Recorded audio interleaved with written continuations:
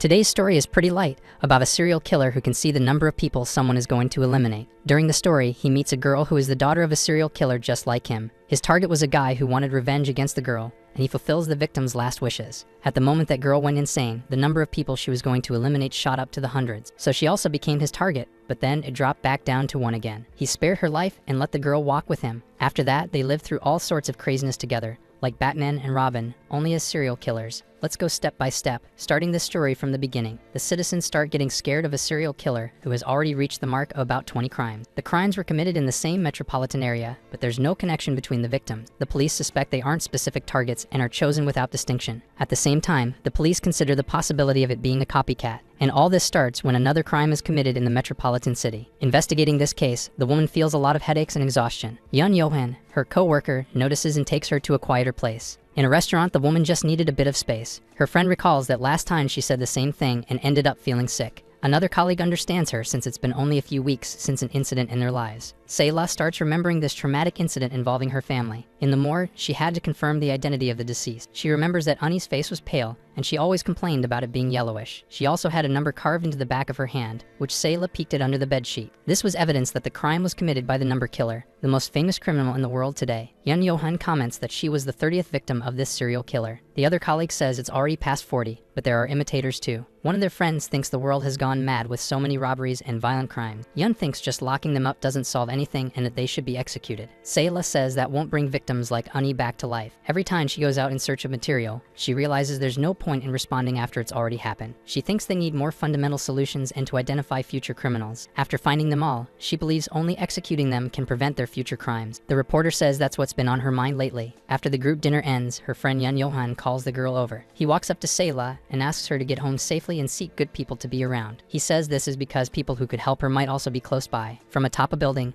a sinister masked man watches the two talking. Reporter Sayla goes crazy because none of the victims have anything in common in age or gender. The only thing that connects these cases are the number-shaped wounds carved in. They aren't sure what the numbers mean or even if it's the same criminal, especially since there have been several murders on an unprecedented scale. However, some people survived and weren't just victims of the killer, becoming witnesses instead. When the 21st case happens, the woman who survived thinks it's just a coincidence. She talks to the reporter and says she's happy to simply be fine and alive. That woman and her lover had passed through an unusual place on that specific day. Only she came out alive, which made her think it was a coincidence. Another witness who survived was a tough guy who then starts telling his story. He says the avenue wasn't normal because people didn't use it, leaving the place empty. That's when he noticed there was no one else around. There was only one man walking behind them in a strange way. The moment he saw that masked guy, he already knew how things would turn out after that. The reporter wonders why only these people survived. Why did the number killer let her survive? That other woman who survived says that she even heard a voice and already knew she wouldn't survive. But the guy came right up to her, called her number one, and then said it wasn't her. For investigative reasons, the police didn't reveal the number of victims. This makes the reporter beat herself up for not having much information yet. She wonders how he keeps committing crimes in such a stupid way, not hiding bodies and leaving witnesses behind. She goes back to her office and notices that her inbox is completely packed. Then she sees a very strange email and gets all frightened. She calls someone and says she's a local journalist and wants to interview the person because of the email they sent. As soon as she gets the interview, she starts heading to meet the person. But the masked guy is already on the street watching her. Meanwhile, she's all paranoid about finding more material for her report. Suddenly, she stops walking because she feels something behind her. And indeed, the masked man is walking right behind her with a weapon in his hand. The reporter starts remembering the account of one of the survivors who was in a deserted street, along with what he described about feeling the monster's presence behind you. As soon as she pieces it together, it's too late. The guy is already running after her. He grabs her arm and tries to knock her to the ground. He manages to because she loses her balance. Then he tries to grab her again, but the woman's companion shoves the criminal to the side. Yun Johan, the blonde guy, manages to rescue the reporter and run away with her. The two run from the monster, and he says they're near his workplace where they can hide. Yun asks if that masked guy happens to be the numbers killer. Then he suggests going somewhere crowded for now to escape the monster. Soon after, they see an alley that could serve as a shortcut to the main street. But as soon as they get there, they see it's a dead end, and they realize they're not on the main street. At that moment, Yun Johan reveals himself as the criminal and attacks the journalist. Then the other masked guy arrives and stands beside him. The guy complains that he runs too fast. After attacking the reporter, who was his friend, Yun says he did it in the perfect spot because there are no cameras. The girl wonders why he did this. The criminal thought that once again he was going to mess it all up and ruin everything. Yun Johan starts carving a number into the woman's skin after attacking her. doing this so the police will confuse him with the real numbers killer. Johan tells the guy who helped him that he can do whatever he wants, but once the woman is gone, she's his. However, the reporter doesn't stop fighting to survive, and the crazy guy starts saying creepy stuff to her until someone appears behind them. Behind them, the real masked numbers killer shows up, with glowing blue eyes and a scar under his eye. The man sees the world differently, and some people have a number above their head, saying he found number 1 and number 4, and that they are destined to suffer this crime. 3 hours later, a woman who survived says she's very grateful to the numbers killer. She claims the numbers killer saved her life and her family's. The reporter says the victim she witnessed during the incident was an ex-lover. However, the woman says she's being generous, as he caused chaos and is a terrible person. And that person was a victim of the numbers killer, and she was there when it happened. She could have been in extreme danger, but still insists the numbers killer saved her life. It's at that moment the reporter understands what that survivor meant about the man of numbers. Now she understands who this numbers killer saves and who he eliminates. At that moment, he reaches the 2 victims destined to be eliminated. They start to get scared and grab a pipe when the numbers killer gets close to them. Right then, a hook knocks the pipe out of the hand of the man who attacked the reporter. Next, the numbers killer begins violently attacking the chosen one. As soon as the lunatic hits the ground, the numbers killer says the task is done, eliminating number 1. Then he starts approaching number 4 with a blade in hand. Pointing the weapon, he says he's a target to be eliminated. Johan, the blonde, can't even react from sheer fear, seeing the man with a huge scar on his face and a mask charging at him. The numbers killer immediately starts attacking the blonde again, who tries to fight back. He even manages to take the knife from his hand for a moment, but the numbers killer is fast and lands a hit on him. After that, he gives a hard kick to the guy who had gotten up behind him and tried to attack him from behind. The woman starts piecing things together in her head and understands why the victims have nothing in common with each other. Besides, he's able to dodge the web of investigation for a very long time. The recurring behavior described by surviving witnesses is about him acting and predicting what's going to happen. The survivor she spoke to earlier talked about what the police found in the bag of the guy who was eliminated. It was gasoline and a burner, because the guy who was eliminated had planned to start a fire. In other words, if she hadn't crossed paths with the number guy in front of her house, and if he hadn't eliminated that bastard first, her entire family and her house would have been set on fire. Back to the event at hand, the blonde guy is on the ground pointing a knife at the number guy. Without thinking twice, the masked man starts beating the guy and lands several hard kicks. An absurd thought comes into the woman's mind, and she can't get it out of her head. She comes to the conclusion that the number seems to predict the future and what criminals are going to do. On top of that, the numbers he sees are the number of crimes that person is going to commit. After eliminating the guys, the masked man starts recording what's happening. He reports the date and time, and that number 4's name is Johan. And by eliminating him, he was able to save 4 people that guy was about to send to the grave. He then asks if the guy has any last words before sending him away for good, if he has any small hope or unfinished business, and says he can leave a message behind. He assures the man he can make it happen as long as it's within his limits. However, the blonde doesn't want to leave any last words. He just keeps swearing at the masked man. Even so, he says to let certain people kick the bucket voluntarily. The masked man doesn't quite understand but asks if those are the blonde's last words. Before he can say anything else, the masked man ends his life. He begs to be spared, but the masked man doesn't think that's possible. He then sends the guy to the moon and finishes him, saving the reporter's life. Meanwhile, the other guy starts crawling away to escape. However, before doing anything else, he carves the number 4 into the blonde's body. The woman asks if he's not going after number 1. He says number 1s aren't targets to be eliminated, because many times they eliminate someone to save someone else. Even so, the reporter thinks it's wrong, even if it's someone he's going to eliminate in their lifetime. She knows it's a kind of logic that's hard to accept under normal circumstances. In this person's circumstance, she understands the rule. Then she stands up and asks to help the number guy with his tasks. The reporter had always wanted to do this, identify criminals, and judge them according to the rules. That's why she says she can hide him in the shadows, and if he wants to have his voice heard, she can spread his word. She insists she can help the man because of her profession and her own desires. Lowering his mask, he asks if she has the same mindset about predicting murders. He says she'll be quick with her words because of that. He starts recording and asks if she has any last wishes or final words. The girl doesn't understand anything, and suddenly his eyes glow. The number 12 appears above the reporter, revealing she would eliminate many people in her lifetime. And he goes on about how all human life is equal, and in this chaotic world, that's what keeps him going. He doesn't know who the good or bad people are, nor what kind of person deserves to live or die, nor what kind of person can help the world more. Since he can't tell the difference or judge that, he just needs to erase the numbers that appear in front of him, in order to save as many lives as he can. So to save the people who deserve to be saved, he has to eliminate some. On TV, the case of the serial killer from the city of Daejeon starts playing. The number serial killer case continues to inspire imitators to commit their crimes. The police received a report of a man and a woman who were eliminated by the number guy. They say the circumstances involved a conspiracy to commit a crime. It involved one of the survivors who revealed all of this. It was announced as a copycat crime case of the number killer. The two criminals were trying to cover up the crime they were going to commit by blaming it on the number guy. Inside the cafe of one of the survivors sits the number killer himself, having a coffee. In the report, a specialist says it's the first time so many crimes have occurred randomly on this scale. In the country, something like this hadn't happened since 2012 in another city. Meanwhile, the criminal studies the diner's menu and begins placing his order. Besides carefully choosing his meal, he also picks his seat by the window in a calculated way. The customers inside the restaurant, the workers, the people coming and going, along with the people walking down the street and a station he can see through the window. All of this so he can have the entire city's people within his view. That way he can see the numbers above their heads to know how many people they will take out. Seeing a one on the street with the number 2, another with the number 4, he has always excluded number 1 and wonders if these are the only targets left in the area. His priority when choosing a target is simple, always going for the highest number and the ones that change the most over time. When the woman comes to bring his giant order, the man is already gone to carry out his tasks. Suddenly, we see several tattooed, shady-looking men inside a bar, yelling and causing a ruckus until a waiter comes to complain about the noise. They throw a bottle at the wall and start fighting the waiter, causing chaos and not caring about the other customers there. One of them congratulates another tattooed man for being out on parole. He says that punishment for being under the influence of alcohol and drugs nowadays is harsher. He asks about a high school girl the man got involved with, and even after giving her money, she wouldn't stop talking trash to him. He admits he was wrong to drive drunk, but now it's over and there's nothing he can do. He also says he can't make the woman's legs grow back after the accident. He thinks the girl should stop complaining since she survived, even if scared. Then he starts talking about how he scared the girl's father,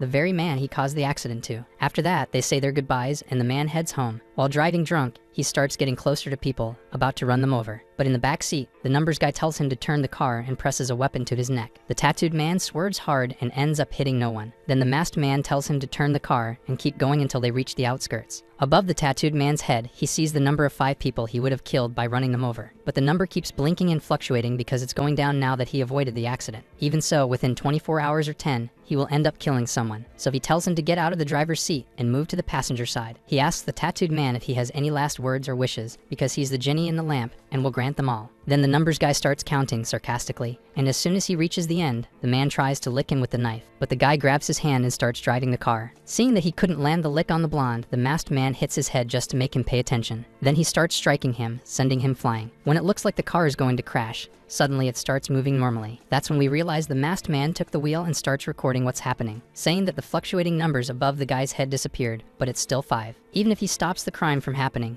the moment just gets pushed back and the number doesn't really change. So much so that the blonde goes for the number with a knife to commit one of the crimes he was destined for. But it comes to nothing because our anti-hero takes him out quickly. He already expected that, and soon after, the number 5 disappears because the blonde tattooed man is gone. After completing his mission, the anti-hero goes back to the coffee shop. At that moment, the woman who had the number 1 above her head starts walking by carrying some heavy boxes, until she trips and the boxes begin to fall everywhere. Suddenly, at that moment, the number above her head turns into 26, which shocks the numbers man. However, he saves the girl by grabbing her arm. She immediately thanks the man with a scared face, while the employee there tells her to be more careful next time, and he wonders what that was and about the number that appeared above her head. He starts describing her features and is sure she was the girl who only had the number 1. He wonders how that number grew so much, since they normally don't change once they've been set. She starts apologizing and says the man must have been surprised because she suddenly got a headache. Our anti-hero writes down her name from her employee badge and sketches her face in his notebook. The employee at the place puts eye drops in her eyes for some reason. After having a lot of trouble getting the drops in her eyes, she wonders why they're burning so much. The manager suggests it might be because of very dry eyes or staying up too late. She even offers her a pack of those eye drops, which the girl accepts and thanks her for. On the news, they're still talking about the imitators who tried to cover up a crime using the serial killer. This makes the manager wonder if this show she had seen before is airing again on TV, and the girl starts paying more attention to the specialist's words about how cases like this haven't happened in years. They also show charts comparing the 2 cases. After that, the employee with the number 26 above her head says goodbye and leaves. She heads to another part-time job, which is sad because she's a young girl who should be in school. She works a lot and can't even talk about herself, keeping everything bottled up. In the middle of the street, she starts feeling unwell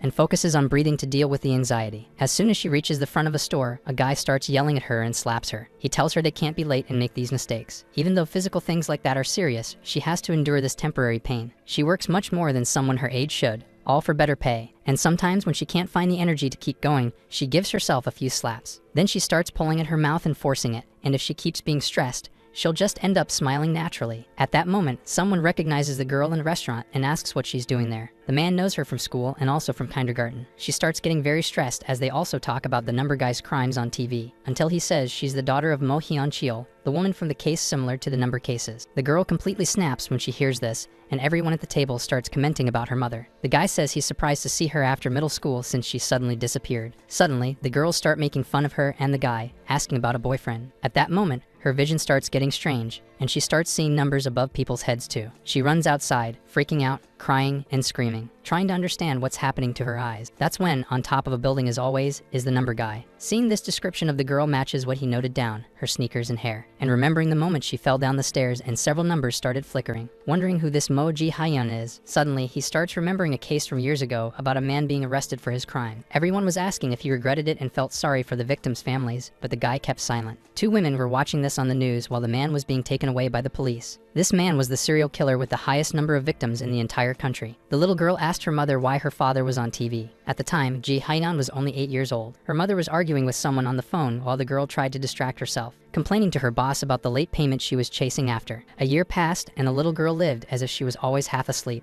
or maybe she just denied the facts that were right in front of her eyes. Until at 14, she was being bullied at school, with everyone wanting her expelled from class. Other parents complained that she might take after her father's example. One girl came up to her one day and slapped her in the face just for being stupid. Also, the guy was talking about her older brother who was in college and ended up underground, but they also said she seemed to adore her younger sister. This man interviewing Ji-hai asked if she was close to her father and if she knew anything. The girl said she didn't know anything because her father left the house when she was 6 years old. After that, even before he was arrested and appeared on TV, she barely even knew his face. She also didn't know where he was or what he did with his life. This man told her she should be careful with what she said to others, as it might sound like excuses. The girl started to freak out when he said that about excuses, because she hadn't done anything wrong. After all, it wasn't her fault for getting close to girls or for being born the daughter of a horrible serial killer. The man said it wasn't a matter of right or wrong, but that girl had lost someone because of her father. He was trying to warn her that this would happen a lot in the future and that she should try to avoid those situations. The girl, not knowing how to express her feelings, thought that maybe reading more could make it possible. At that moment, only one name kept echoing inside Ji's head. Mo Hyun-cheol, the name of her father, the greatest serial killer in the country. That name was an eternal curse she would live with forever. She looked at happy families and parents with their children, filled with anger, while numbers began to appear above their heads, similar to times on a clock. Jay rubbed her eye and realized it wasn't a dream, trying to figure out what it was. She understood the trick when she squeezed her eyes to focus and saw the numbers as an optical illusion. At first, she thought it might be the time for something, because of the color and arrangement of the numbers. But seeing how large those numbers were, it didn't seem like a time. Jay grew frustrated trying to figure out what those numbers meant and even thought it might be a rare disease. Suddenly, Baekmin appeared and asked if something was wrong. The girl said it was nothing and teased him for being younger, saying he wouldn't understand what she was going through. He even joked about her rude attitude since she was the one who had called him there, handing her a hand cream and saying it was for her birthday the next day, complaining that she didn't even invite him to do anything, even though they had been friends for 10 years and could celebrate somewhere.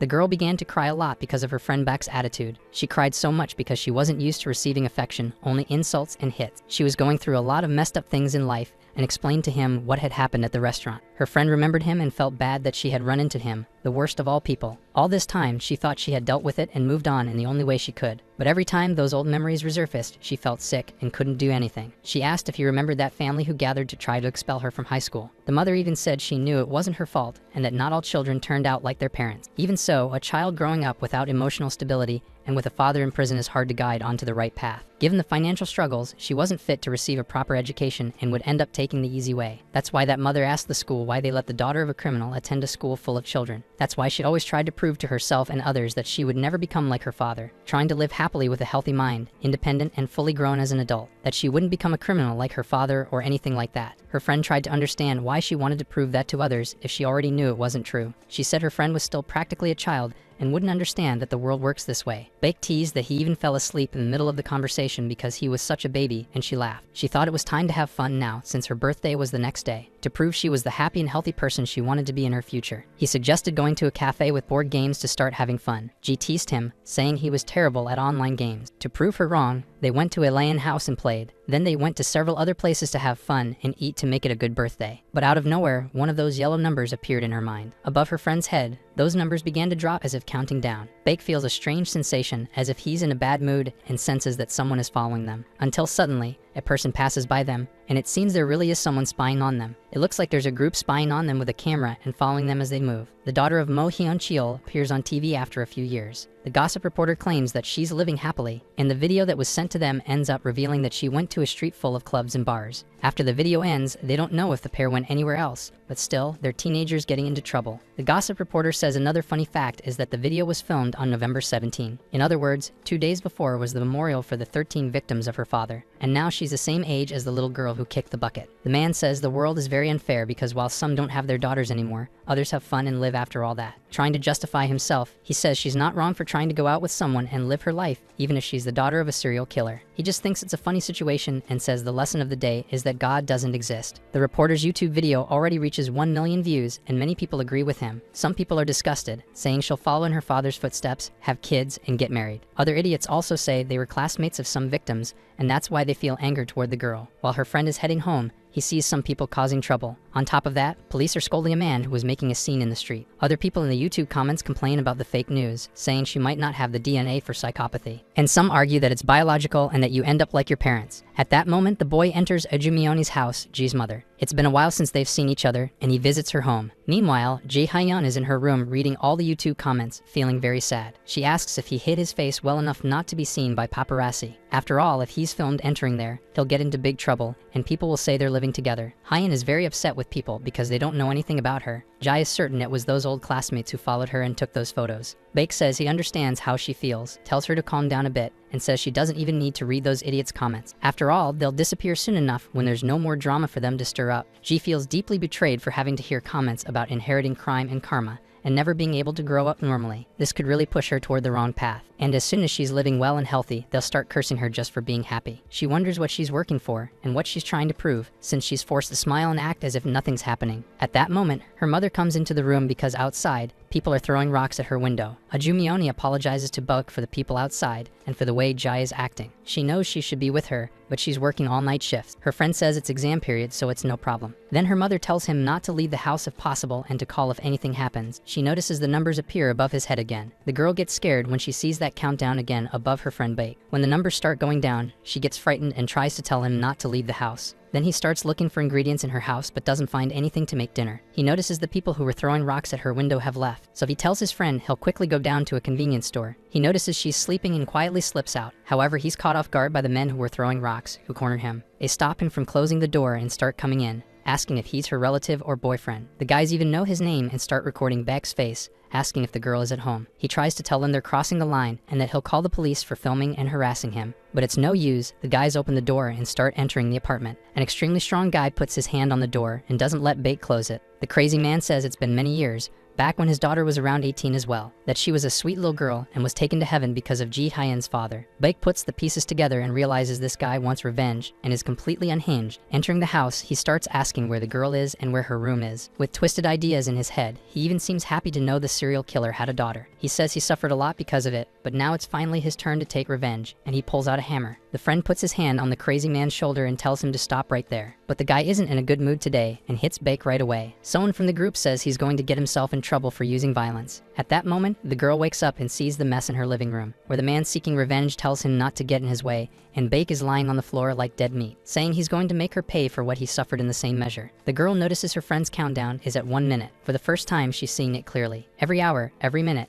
every second left for her friend. His life ticking away like a clock. She finally realizes that no matter who these people are, they will always treat her as the daughter of the serial killer. They just need some kind of revenge or someone to throw their anger at, always treating her as someone who might become like her father in the future. With no restraint, the girl says if that's what they want her to do, then she'll do it. She grabs a knife, ready to put the guy in a coffin. But at that moment, the numbers criminal appears and stops her from doing it. Everyone stares at this lunatic inside the house in shock, and he asks Mo Ji Hyun if those are her last words. Without even waiting for her to answer, he slashes her, since she was about to do the same as her father. All of this ends up on the internet because the guy started a live stream. Everyone is shocked by that hammer-wielding man seeking revenge and shouting that it was fair for him to make the girl pay for the pain he felt. With a huge number of people watching the live, everything is shown, even the moment she pulled the knife. But the numbers criminal is smart and broke their phones to leave no evidence. He grabbed the girl's arm and stopped her from doing what she intended. He wondered what had driven Mo Ji Hyun to almost become a criminal, whether she had inherited her father's traits or just the expectation that she would. Not caring much, The number's lunatic took her to meet her father in another plane. After all, that wasn't his concern, as he was only fulfilling his mission. After he finishes the task, the guys keep staring at him in fear. They start talking about running away as fast as they can because the man's knife is covered in ketchup. One of them flees, whining that he lost his camera. The man who sought revenge is shocked to see the girl took a hit. Then he tries to finish her off on the floor, but is stopped by the numbers guy, who says that unfortunately he should do the same thing. But he lets the man live because he only has the number 1 above his head. Meanwhile, the girl on the floor asks who the scared man is. Seeing that she's still breathing, he notices his knife wasn't that sharp after all. On top of that, the numbers above her head still hadn't disappeared. This makes her realize that he can also see numbers just like she can. Seeing his eyes glow blue, the man sees several numbers still above her head. They represent 4,000 lives she would take in the future, showing that this girl is like the Black Death. In the news report, they keep saying the only thing in common between the victims is the numbers carved on their skin. They don't know the man's motive or what the numbers mean, just the same story we've already heard. At this moment, the girl understands everything because her life flashes before her eyes, and she realizes she would somehow take 4,000 lives in the future, though she doesn't know how. She also understands that this man is here to take the lives of people like her, dangerous criminals. Her vision starts to blur, and she sees the time she has left right before her eyes. For her, there are 30 seconds left, and for her friend 50, which makes her sad because she doesn't want Bake to go. She doesn't know what to do,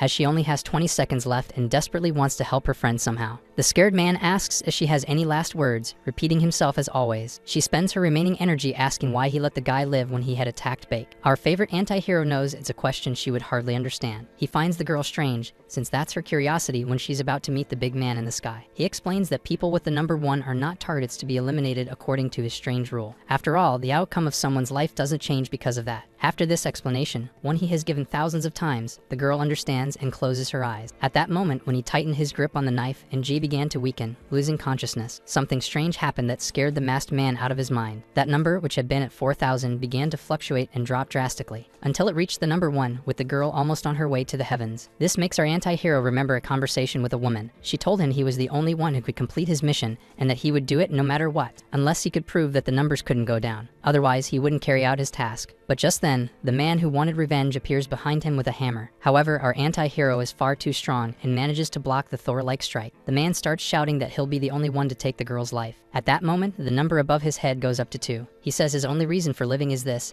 and he's ready to take out the masked man too. This shocks the masked man as the number increased out of nowhere. Seeing the situation, he finds a way to take the hammer from the man's hands and throws him to the ground. He starts remembering a previous case where numbers had also increased. He decides to leave that for later and act according to the changes. The man then gets back up and tries to finish off the unconscious girl on the ground. So he does what he does best and sends the man to meet God in style. After that, the police start heading toward the scene, with 2 bodies on the ground and the other guy almost joining them. The masked man finds it interesting that the number went from 4,000 to 1 so suddenly. He wonders who this girl is and why she's the only one who went through this phenomenon. As the police get closer, he says he's made up his mind and already has an idea. So he saves the girl, puts her in his car, and escapes. With her, he takes the road in his dark, very suspicious car. The girl is inside the car, still half unconscious. Until, feeling a lot of pain, she wakes up and wonders where she is. Getting out of the car, she's in a strange place with a half-destroyed building or house. She remembers being at home the previous day with her friend Black Min. Suddenly, the scared man appears, and she starts remembering what happened the night before. Our beloved anti-hero saw her waking up earlier than he expected. When she tries to run away in fear of him, remembering what he did, a rope catches her foot. It stops her from running away, and he tells her not to waste her energy on that and to get inside his house. While doing his tasks,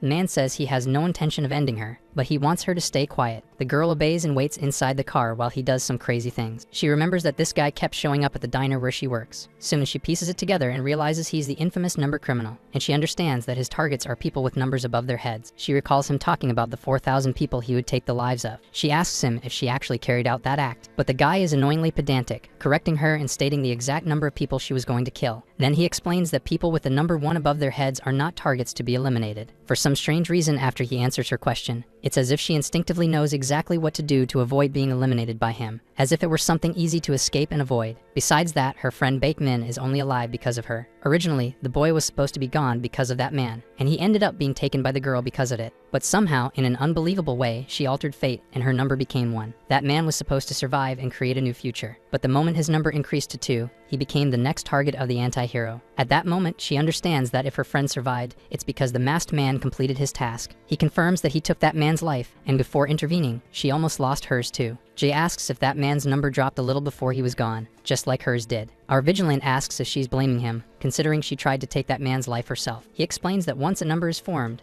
shouldn't change no matter what, and that's what she didn't understand. It doesn't matter if you get cut up, torn apart like a Lego, or locked away. The number doesn't change, because no matter what happens, the numbers are destined to complete their count due to fate. But somehow, through some strange way, she managed to lower that number. In a grim tone, he asks if she understands what her existence means to him. After all, this has never happened before, and he starts driving somewhere. Ji Hyun asks where she's being taken. Our masked man says he doesn't know yet, that he's just driving without a destination. He says he can't let someone like her walk around freely. Even if she refuses, he says Jai is free to decide and try her best to escape from him and return to her old life, though she'll constantly be running away. On top of having to prove her innocence while everyone points fingers at her, she can go ahead and fulfill her destiny, even by eliminating someone, as everyone expects from her. When he asks what her decision will be, the girl starts spiraling and tries not to listen to him, putting it in her head that she has to escape no matter what and asking him to drop her off at her house. She says she'll even stay with him, but she needs a few things and needs to see her mother. Starting to get very nervous, she says she has to grab her clothes and other belongings. Jae Hyun thinks this won't work, but he accepts the proposal. So he takes her to her house, and the disguised girl tries to sneak in unnoticed. Ji imagines the crime scene must be clean by now. Also, the anti-hero parked the car in a spot with no cameras, telling her to be back in 30 minutes without getting caught by anyone. At that moment, the girl enters her house,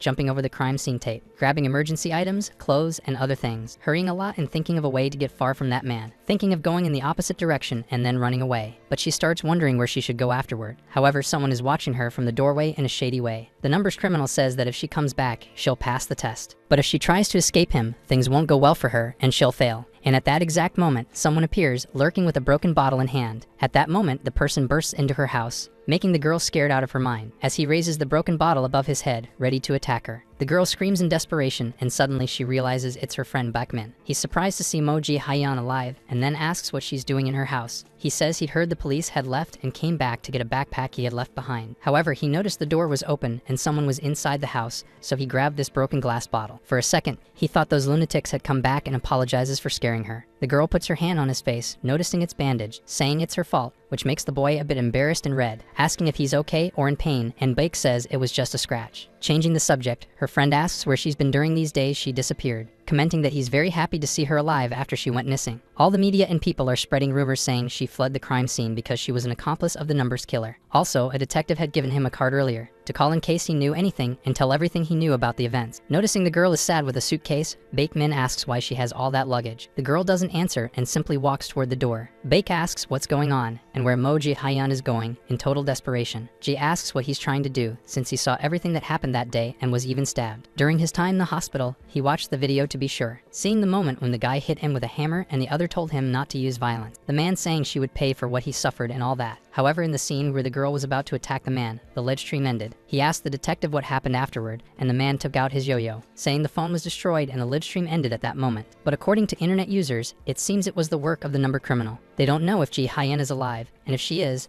they don't know her whereabouts, and many things still need clarification. Either way, after the video stopped, the public started pointing fingers at the child and blaming her. Because he's her friend, the detective asks him to convince her. After all, they don't have any information about the number guy yet either. On a street lit only by a lamppost, the girl says she's leaving before the police arrive. Baekmin asks why she's running and tells her to answer if she eliminated that man. He assumes she didn't, so why run if she didn't do anything? Also, he really wants to know where she's going, and she remembers what the number guy said, that if she decided not to stay with him, she would be hunted all the time and would have to prove her innocence to people. But he says she doesn't need to prove anything to him since he knows she didn't inherit her father's traits. She should let them say whatever they want and not care about what others think. After all, deep down, he's sure she wouldn't do something like that. But the girl shouts no, that he's wrong because it's not about proving something. It's not that simple because at that moment, she didn't want to stop the man or save Baek from him. She simply wanted to sweep him under the rug and end him. And she wasn't out of her mind. She was thinking clearly and didn't want to save anyone. She figures that what they say about her being like her father might be true, showing she has daddy issues. Destined crimes, that's why the masked man can see the numbers above her and others. And if it wasn't because of him,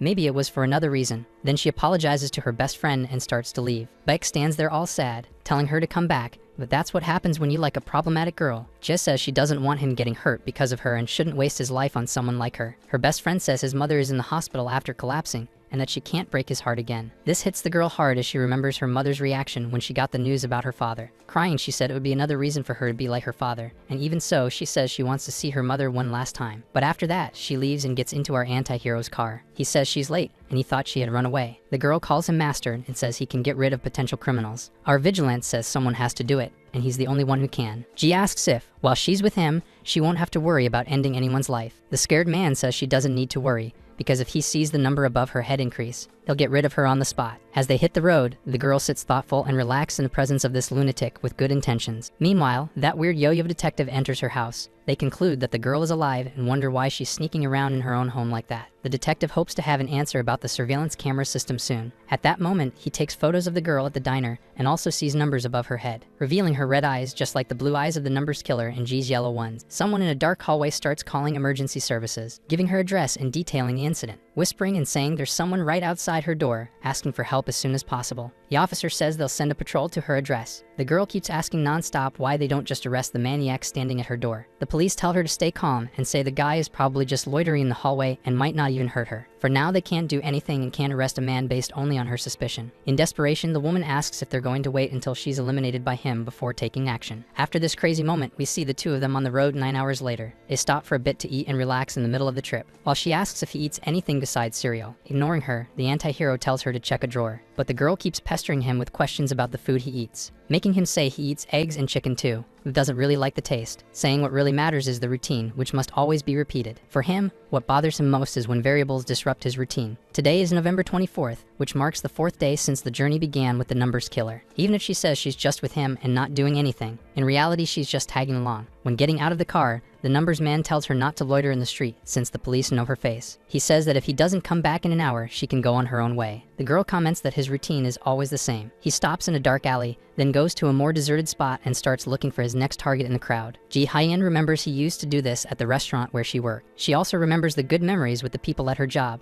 making her question if she's following the right path, and more than that, what path she's even following. At night, the man shows up, startling the girl, changing his clothes that are stained with tomato sauce, which makes her a little disgusted. The numbers man says he put 2 people to sleep, and they were going to have a party. One had 5 and the other 3 people. He had to put them in a coffin today, even though he didn't want to use force. Suddenly, the girl starts feeling a headache and a yellow flash appears in her vision. Above the anti-hero's head, a time appears. Then she understands what those yellow numbers mean. They are the remaining time a person has. The killer asks her what she's seeing in her vision. Moji Hayam pretends not to understand and acts like she doesn't know what he's talking about. In truth, she has no reason to hide it from him, but she's scared. Deep down, she thinks telling him wouldn't bring anything good. Meanwhile, the man drifts into his thoughts and remembers the past, when he complained about something strange happening to his eyes during childhood, realizing that the same thing is happening to the girl in the way he imagined. A day passes, and he parks the car again in a secluded alley, saying he has a few things to buy and will be back in an hour or 2. At that moment, the girl's eye activates, and she starts seeing people's remaining lifespan. There are 2 numbers,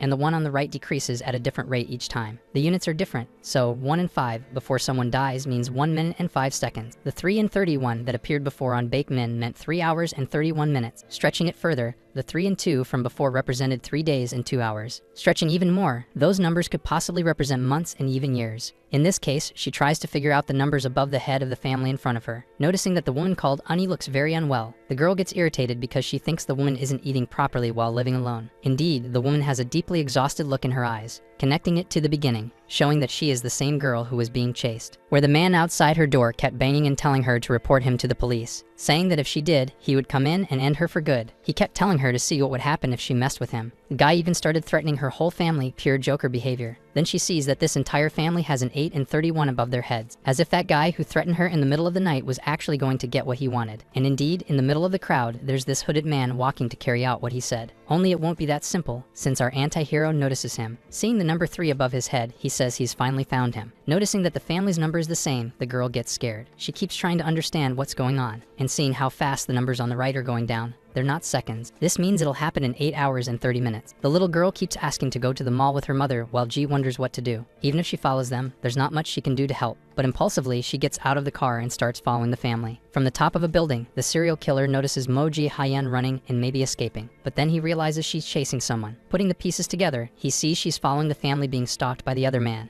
while he continues tracking the man with the number 3 above his head and finally spots him. At this point, the family heads to the mall to shop. Ani, the mother, starts getting several messages and blocks them all. The man says she should report the stalker who's been calling her nonstop to the police. She realizes the maniac has posted her number in public places, so people send her messages. He started making reservations in her name, even at funeral homes, forcing her to block it all. The old man wants to understand what this lunatic wants from her, but the woman says if she didn't, she wouldn't be sitting there doing nothing. Still, she'll remain there until she manages to move away, though she wants to keep the little girl from knowing about it. Moji Hyeon understands she's being stalked, which means her entire family will be a target for this lunatic too. Ji doesn't think that's fair since the child is still so young. At that moment, the serial killer appears like a ninja, saying there are 3 targets including a child. The girl is startled by his sudden appearance, and the anti-hero asks what number she sees above their heads. There's no reason to hide it, since she can also see numbers, which is why she blindly followed the family here. The girl asks how he knows that, and the number explains it was the pain she felt in her eye earlier. Also, she kept staring at the top of his head sometimes. He says it was strange from the start, since even at death's door,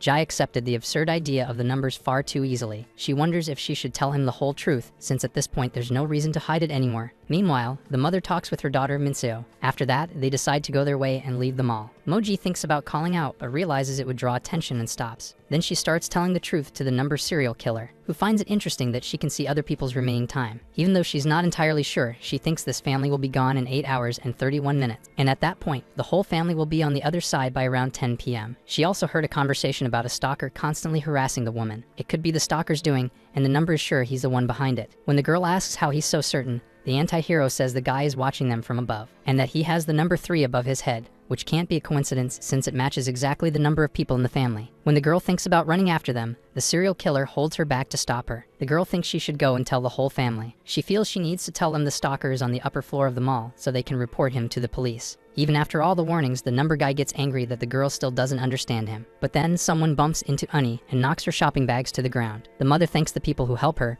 but suddenly she sees something that makes her freak out and scream. Her family tries to understand what's wrong with her while she's hysterical, until she starts pointing at the stalker watching from the upper floor, crying and asking herself what he's doing in the same mall as her. The numbers man says she got what she wanted since the family has now realized he was there. At that moment, Moji notices the numbers above their heads have changed, becoming 7 hours and 4 minutes, and she remembers the numbers man said numbers can never change. No matter what they do, their fate of being eliminated by the man in 7 hours won't change, unless the numbers serial killer interferes and takes out the lunatic. The man says her being able to see the exact time someone is going to kick the bucket is very advantageous. After all, if the clock stops, it means those people's remaining time doesn't change, so there's no need to rush so much since they know it'll only be in 7 hours. Meanwhile, he's going to prepare as always and tells Moji to keep following the 3 of them, always trying to be as discreet as possible, or the stalker will notice and become cautious. He then asks how they'll stay in contact if he removed the chip from her phone. The serial killer says he put a tracker on her phone earlier and will know her location. The girl is shocked and asks if he's serious, saying that's really creepy. He's always told her she's free to run away,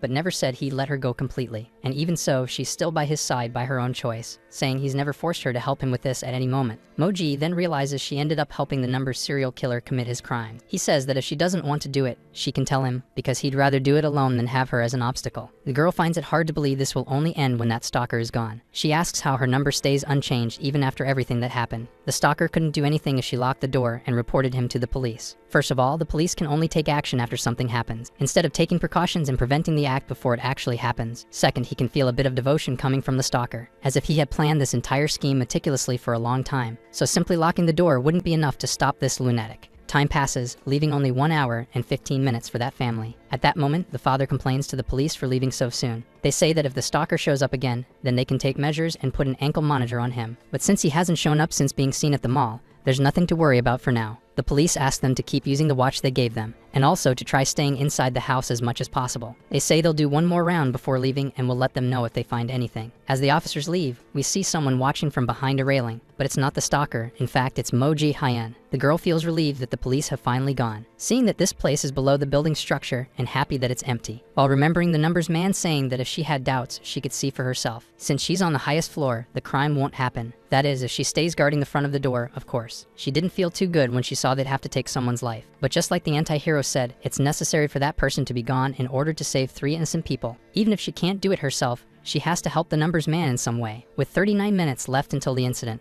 the stalker shows up at the family's building, walking with a toolbox in hand until he stops in front of the door next to the family's, pulling out duct tape and sticking it on the outside of the door. While the girl wonders what he's doing, he starts covering the railings, then using a tool to break the glass without making too much noise, thus breaking into one of the building's floors. Walking through it cautiously without making a sound, and the girl notices he's gone, and now with only 26 minutes left until the incident. The woman begins to smell something strange inside the apartment, as if there's a gas leak. She finds it strange since she doesn't remember leaving the gas on in the kitchen. At that moment, Moji creeps in quietly while the father asks if they left the window open, and she realizes it was the window he broke to let the gas in. When she goes to check, she sees he connected a gas cylinder to the apartment to make everything explode. But in reality, he never left. He ends up coming in through another window. While the girl tries to disconnect the gas hose, she lets out a few screams. Then she quickly pulls the hose out of the apartment. The girl starts screaming desperately for someone to open the door. At that moment, the mother hears and becomes even more frightened. After all, her father had been struck by the crazy guy. Completely out of his mind, the man then takes the daughter hostage too. Laughing, he says it's been a while since they last saw each other. He asks how she managed to escape when he had begged for mercy, saying he warned her he would wipe out every last one of them, shouting that if she keeps treating him like trash, things will get bad for her. In the middle of all this family chaos and madness, something happens that makes everyone stop. The guy was about to hit the woman but stops because of a noise from above. It comes from Moji Diane. It's her phone vibrating, and a message from the number serial killer telling her to report it to the police. Seeing that the message came from a phone without a SIM card, she realizes who it's from. It's exactly what the number killer was talking about earlier. Taking advantage of the stalker's distraction, the mother throws herself at him, managing to knock him to the ground and save her daughter's life. The girl runs off to call the police at that moment. Right then, the girl opens the door, and Moji Diane is behind her, taking the door right to the face. The stalker then yanks the mother by the hair in a completely vile move. Ji watches all this in shock as the man pulls out a weapon that's definitely not for cutting chicken. That's when the heroine appears, spraying gas in the maniac's face. Everyone starts coughing, and he can't do anything either. Seeing the time above the woman's head decrease even more, she tells her mother to run. After all, only 12 minutes and 47 seconds remain for them. The stalker hadn't been expecting another person at his private party and gets irritated, shouting at a guy and asking why he's going so far. That's when the maniac realizes she must be the one who's been following him, asking what he's going to do,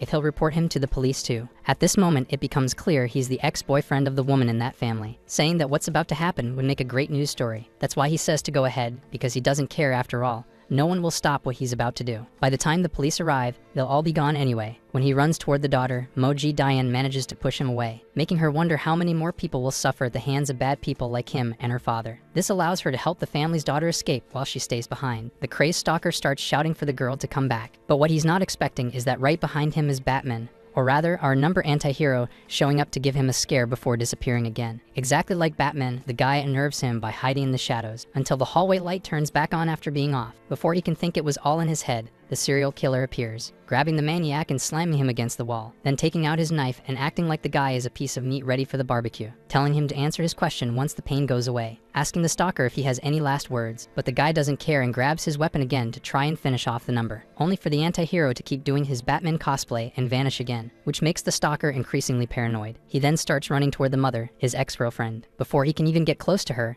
he takes a kick to the back from the number, leaving Moji Diane startled, and then the number throws the gas cylinder at him, saying he wouldn't be hurt if he had behaved from the start. Meanwhile, the lunatic lies on the ground in agony, making her wonder who these people are. He gets up with the gas cylinder in hand and charges toward the girl protected by the numbers man. Before being hit, she starts having flashes in her head, saying she never wanted to be like her father, and that might have been the only reason she followed the numbers serial killer. She could have easily gotten rid of the tracker phone and escaped him. She wonders if she was unable to run away out of fear that the numbers man would come after her or not. Or maybe she was waiting for an answer from this man, one that only he could give, and that's when the numbers man saved her from being struck. When he takes the man down, she understands. She wanted a reason to commit crimes under his twisted logic of taking out people to save others. It's at that moment that the numbers man removes his mask and goes to ask, one last time, his usual question. She wonders if she truly hoped to change the future with that twisted logic, because maybe she really did hope for a world where her loved ones wouldn't suffer from bad people like that man who had been stalking them. At that moment, the favorite anti-hero with a superhero complex asks the guy if he has any last words. The woman tries to recover upstairs,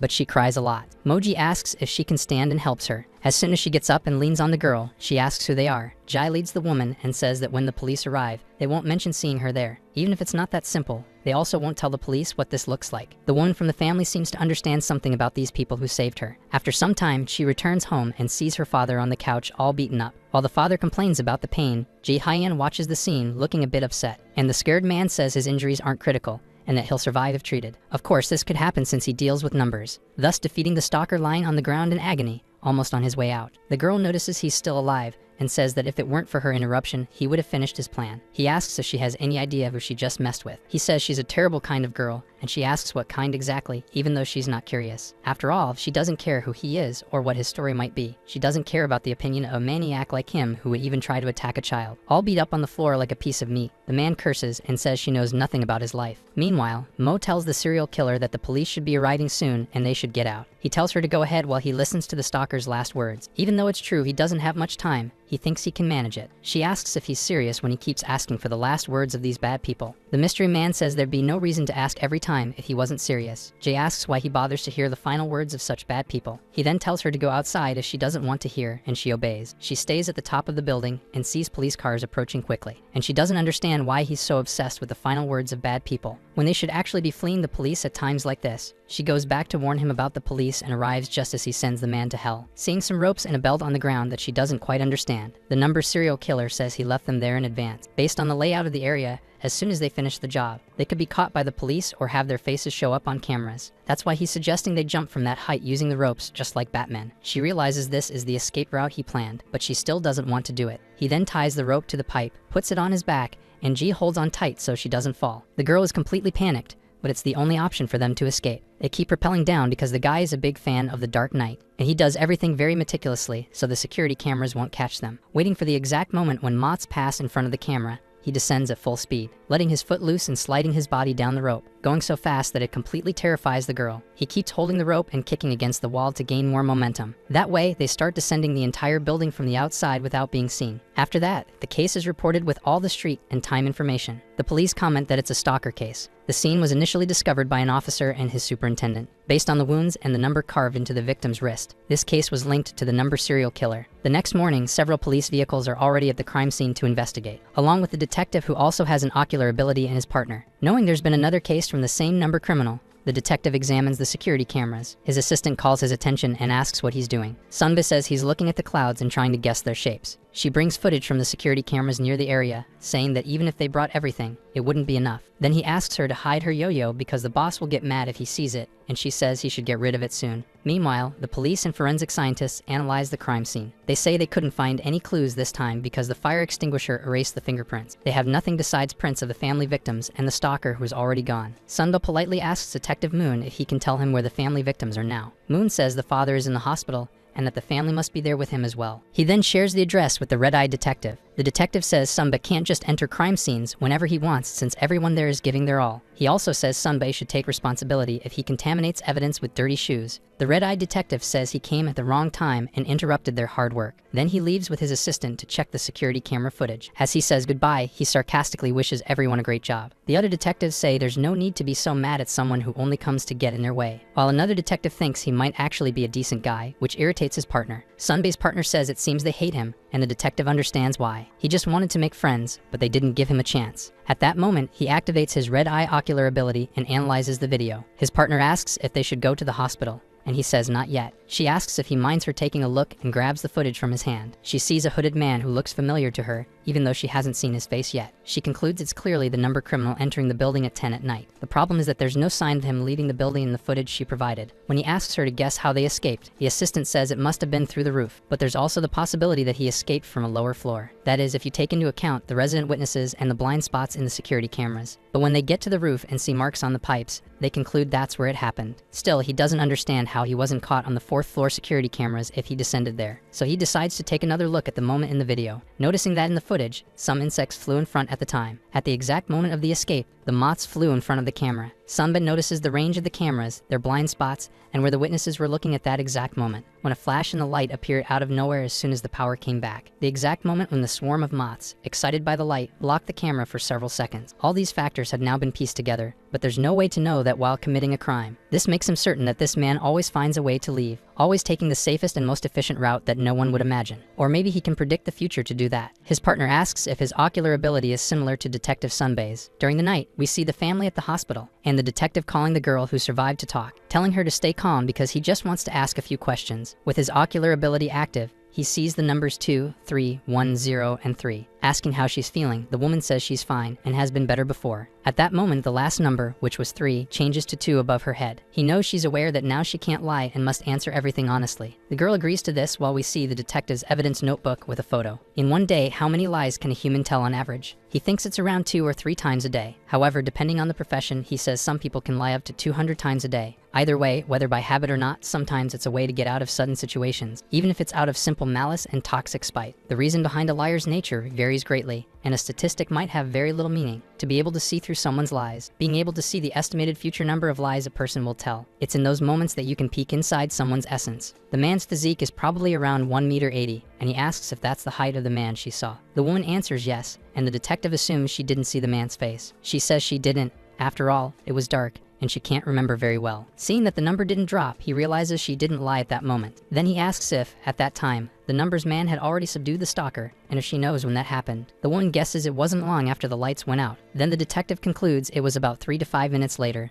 and the woman confirming that the criminal entered the apartment when the lights went out at 10 at night. Also, if they changed their assumption to say he left after looking to the future, when the moths had already covered the security cameras, that would be the moment the number's man left the apartment. So while talking to the woman, he says the man left the apartment 30 minutes later, considering that after entering, within 5 minutes, he had already subdued the stalker, asking her what he did during the 15-minute break. The woman says she's not sure because she only briefly ran toward him and was in the hallway the whole time. At that moment, another number drops, revealing she told a lie. As soon as she got home, he had already left and vanished. But Sunbae is sure she lied. He knows she lied when she said she ran to him and spoke with him, when in reality she was in her home the whole time with the number's criminal. He knows she just doesn't want the police to find out and needs to figure out why. He then returns to the topic of her being a stalker's victim, commenting on the portable rope ladder and gas cylinder, showing he was well prepared for the situation. A bit uneasy about this stalker topic, the woman asks what that has to do with the case. The detective is simply trying to figure out the criteria the number's maniac uses to target his victim, asking Eun-seon why she was targeted by this stalker. She can tell him as long as she has at least an approximate idea. The girl says she doesn't want to because it stresses her out too much. With his ocular stability, he notices she simply rejected the question and can't judge it as a lie. He knows he could try digging deeper, but there will be a lot of resistance on her part, so he decides to just ask one last question. If she knows the girl in the photo who works in a diner. At that moment, she remembers the woman telling her that when the police arrived, she should pretend she didn't see her there. However, while talking to the detective, she reveals she had indeed seen the woman before, only in the news, and she knows she's the daughter of that psychopath, Mo Hyun-cheol. She manages to bypass the detective's lie detector because she only omitted a fact. The detective says she's right but is sure the girl's face was blurred in the news. Eun-seon tries to justify it by saying she saw that report recently and asks Sunbae to stop doubting her, saying that a victim like her would have no reason to lie, and his eyes even shine. The detective remembers seeing the security cameras and noticing the psychopath's daughter on the building's stairs. He says many people came close to death, and the only thing in common was that they all survived thanks to the number, wanting, perhaps subconsciously, to return the favor he did for them, or maybe to hide something from themselves. That's why he's going to ask the woman once again, not about the news or the reports, but if on the day of the incident she saw the girl. After this interrogation, we get the view inside the Daejeon police station, where Sunbae draws conclusions about the Sunlight apartment case and the number serial killer. The chief asks how many times he's been in this cat and mouse game that only wastes his time. Another person comments that in the Mindon case, there was a chance the girl had joined forces with the number criminal. He remembers the moment the woman lied in the interrogation about not having seen the girl with the man, smiling and saying the man wasn't lying. Even without evidence that Mo Ji-dayan joined forces with him, he understands the reason. There were no fingerprints, no DNA found, and no identification from the security cameras. In fact, the detective even erased the image files from the building's security cameras. Not even the family victim,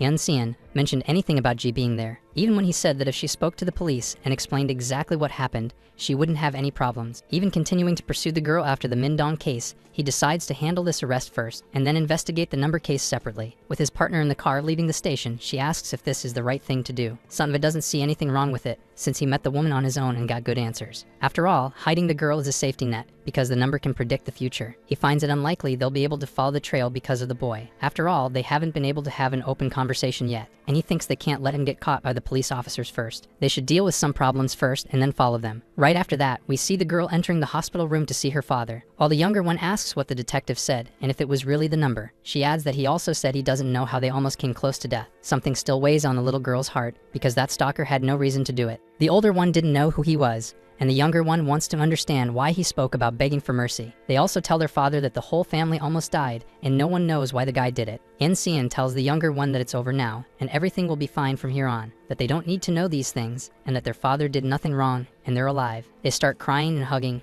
grateful for being safe after all that, and that they should never think of scary things again after this. The stalker became just another of the many victims the number made, recording his last words. We see an unhappy memory of the number criminal in a room full of injured people. Along with him, a scar over his eye, and his school friends hurt, shouting at a woman who was doing all of this, taking the lives of all his friends. The woman said she did it because he wouldn't be able to do it himself, saying that if he didn't like it, he should end her, and numbers were above her head. After that, she took another life, and the memory ends. The number wakes up inside his car with a headache, remembering that dramatic day. While the girl sleeps in the back seat, he wonders why he remembered such an old memory. Seeing that he's left a lot behind, he decides to continue his missions. As the girl wakes up, he keeps driving his black van, parking in another alley and going off to complete his tasks, talking to a heavily tattooed woman who recognizes him from some time ago, saying it's been a while since he visited her, ever since he became famous, handing over the audio recorders to her since she had asked for them. Then the tattooed woman gives him the contact he asked for. She asks if she should deduct the cost for all of this. That's when the girl remembers these are the recorders he was always carrying around. The woman also recognizes the girl, saying she has nothing in common with her father, and that it's interesting because she's the only one the numbers man has spared so far. He tells her to ignore everything the woman is saying and to leave. After that, they hit the road again,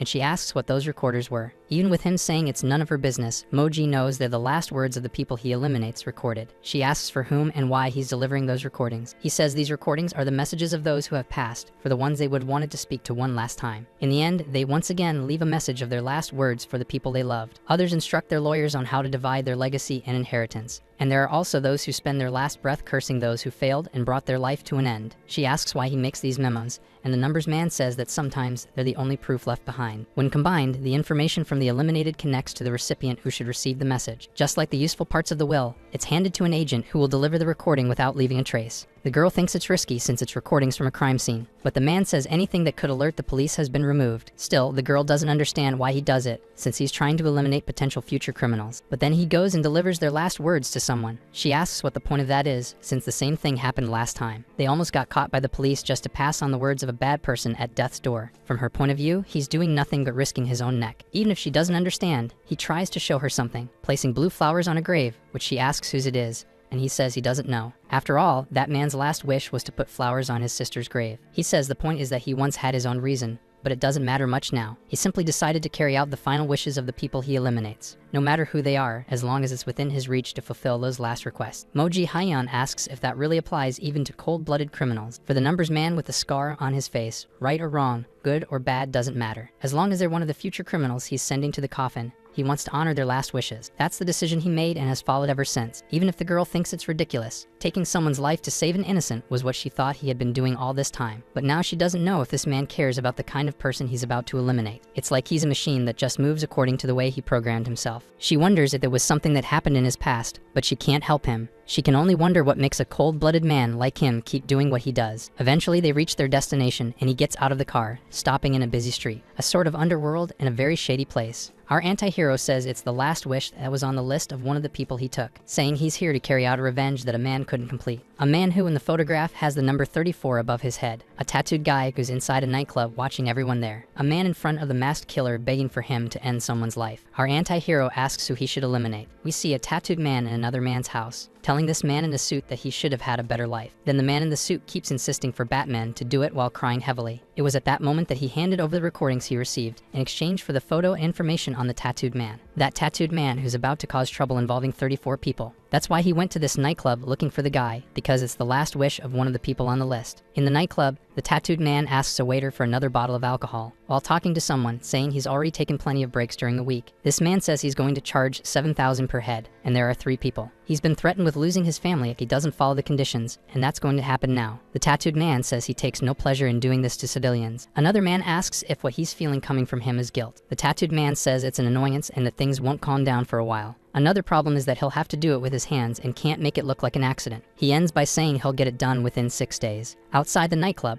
our anti-heroes see him passing by. On the phone, he asks to find the whereabouts of the 3 people he needs to send someone after. Moji Dayan asks if he's the target, and the masked man says yes. Our protagonist remembered him being 34 in the photo, and now he's 33. He says he can see numbers in photos only at the moment they were taken, and that number can change. If the tattooed man's number were 1 or 0, he wouldn't fulfill that man's last wish. Strangely, he seems to notice the girl watching him, and G ducks down immediately in fear. She came very close to being seen by that man with a Yakuza face. He says that now that they confirmed his number, they can get down from there. Then the girl asks if ending this man's life was the last wish of another. She asks if he sought revenge, and then was buried by the number. And wouldn't it have been better to let him go and carry out his own revenge himself? If he had taken his revenge, 33 people would have been removed from the list of the destined to depart. However, he doesn't know if he would have gone after this guy for revenge. He could have done it to someone else. Since they're not sure, they should confirm this before ending another person's life. Just like last time, they can figure out who and how will commit the crimes by using the numbers. However, the masked man thinks that doesn't make sense anymore at this point. Leaving a target alone,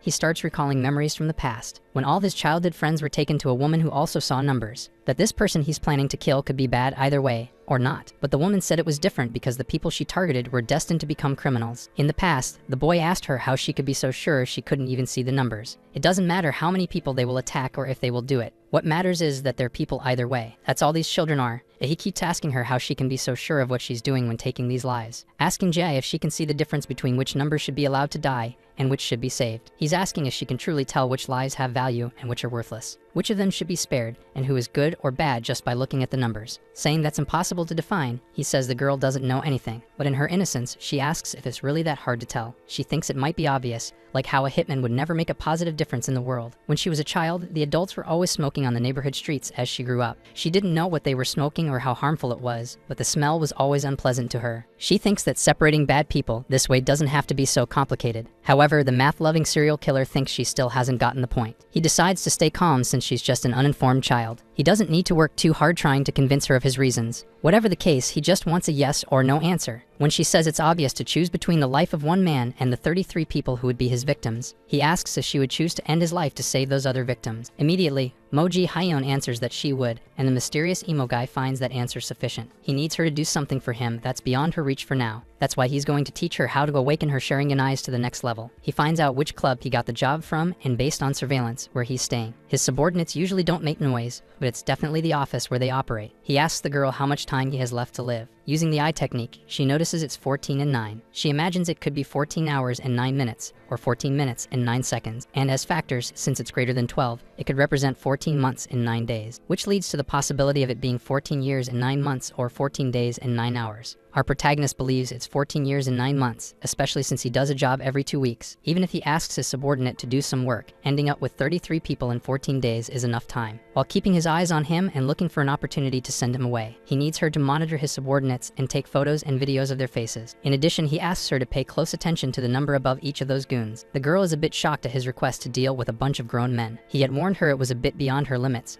so he will teach her how to use her eyes. In an ideal future, he will teach her how to use these numbers perfectly. While they still have time, he takes out 2 firearms. One has an empty barrel, and the other is loaded. He asks the girl to choose between them, pressing one against her head and pulling the trigger, asking whether she wants the gun on the right or the one on the left. Moji asks if he's joking, terrified out of her mind because there's no way he's actually doing this. He simply says that if she chooses the unloaded gun, nothing will happen. However, if she chooses the loaded gun, her remaining lifetime will drop to 0. That's why he's doing this, to check the numbers that will appear to see how much time she has left. That way she'll know which gun is loaded and which one isn't. She must do the same as she does with people, looking at their remaining lifetime. If she understands, the logic is simple. She'll just need to use a few more brain cells until she remembers that she once saw her own lifetime numbers on the day she almost went to a better place. Now he asks her to focus on seeing the numbers above her head, telling her to slowly close her eyes and focus on the numbers at the top of her head. This way she sees a 9 and a 4, but she gets startled and the numbers vanish, saying they appear as if they're floating on some kind of glass. Ignoring her strange talk, the number asks her to choose the gun on the right or the left. The girl chooses the one on the left and he points it at her head. Seeing the numbers counting down in seconds, she asks him to stop. She screams that they're going down,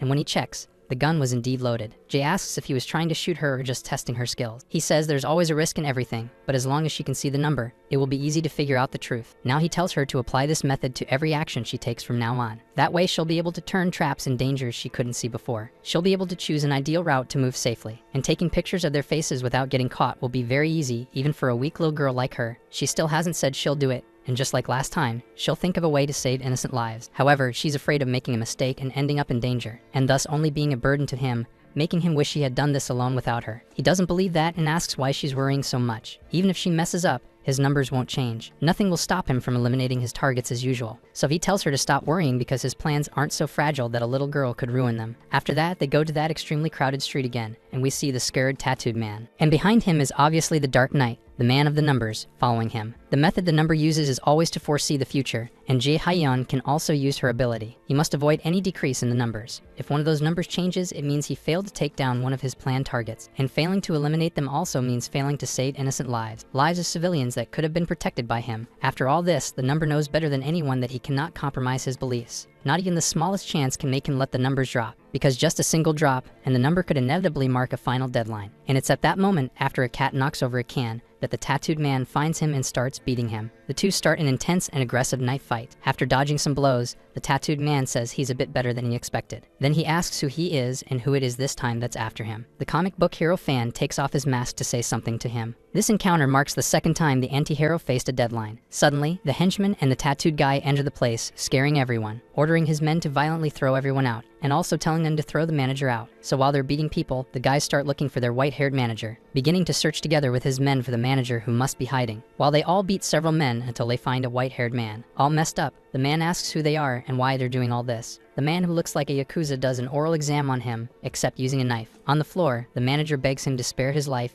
and not send him underground. The tattooed man finds him interesting and asks if he's begging the knife or begging him. The guy cries, and there's no more time before he turns into nothing but ketchup. Dead serious, the tattooed Yakuza says he did a good job and asks who those people were. To the man in the suit, it was nothing more than another job he didn't care about. Meanwhile, the little girl manages to take photos of 7 of his henchmen, collecting pictures of these lunatics like she's hunting Pokemon, figuring they're the ones who haven't left the office yet, but will have to go home at some point. Entire days have passed since she started moving on her own, but she still hasn't had the chance to use her new ability. Even though she's tried to follow the ideal path, her numbers still haven't changed. But she understands that he said some things about how taking risks can sometimes be important, thus making it easier to detect changes in the numbers. Meanwhile, the serial killer and the Yakuza keep going at each other, beating each other up non-stop, trading clean hits, but neither can land a blow because they're both too good. While the tattooed man has no doubt he's facing a professional, obviously he's Batman. He knows he must have done sports, combat, and even mental games like chess or gambling. Anything involving systems with winners and losers he must know. When to attack, when to defend, and even which vital points to strike. He wonders if there's something nearby he can use to gain an advantage, whether to cut or strike, or to dodge or defend, all taken into consideration to gain the upper hand over his opponent. However, there's something that doesn't feel right to him, because it's practically impossible for him to have the advantage since the start of the fight. No matter how fast he reacts, he's destined to always be one step behind his moves. Yet he still wonders why it feels like the gap between their strikes is shrinking. It feels like he's even one step ahead of him now. After all, Batman is prepared. Instead of dodging after an attack from the tattooed man, it seems like he anticipates his move and dodges before he even attacks. However, he starts to think this is crazy, and little does he know the anti-hero has his Sharingan eye activated. What the number is doing is simple. If his number increases,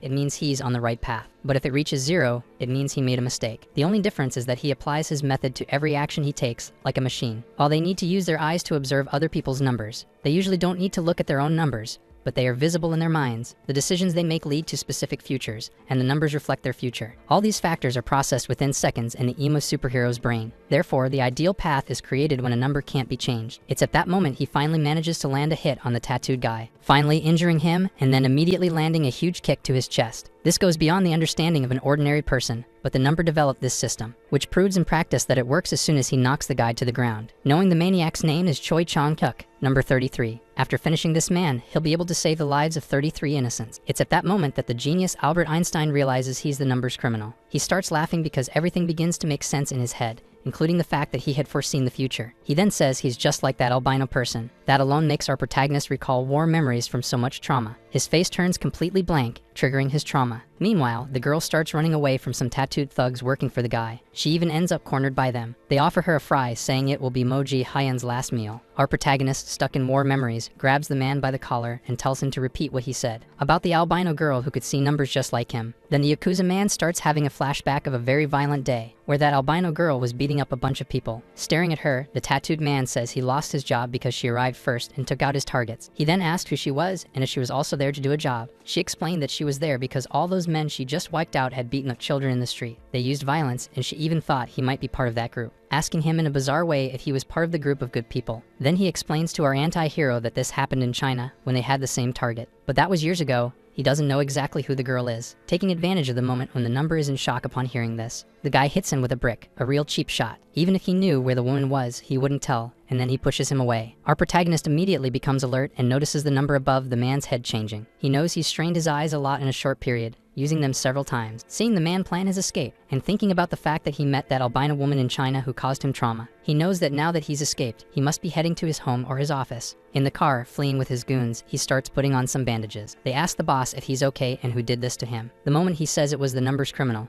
everyone is shocked. At that moment, he calls Jun Byum, the man in the suit he spoke with earlier. On the phone, he tells him they caught a rat that had been sneaking around and spying on them since the other day. At first, he was confused because she seemed like just a normal young girl, until he remembered she's the daughter of the psychopath Mo Hyun-chil, who disappeared along with the number. That makes perfect sense to the boss, who starts laughing and finds it all interesting. He then says he's being chased by the number right at that moment, ordering his men to take their usual positions and be ready. The number goes after him and has no intention of letting him escape. It's been years since he had any lead on the albino woman. The tattooed man says they should give the serial killer number a proper welcome. After a long drive, he finally arrives at their base without making a sound. As soon as he enters a room, he notices the girl being held by Jun Byum and the boss sitting in a chair. Seeing that he managed to reach them, they welcome the number. He assumes she must be very special to him since she's the only survivor he spared and took with him. He tells him to duel, where the winner keeps the girl, and he can leave without her, alive. But of course, if he refuses the proposal, the girl is gone. However, surprising everyone, he says he refuses, and the man can do whatever he wants, saying he doesn't care what happens to that girl and that, in fact, he's doing him a favor. The girl gets very sad when she hears this,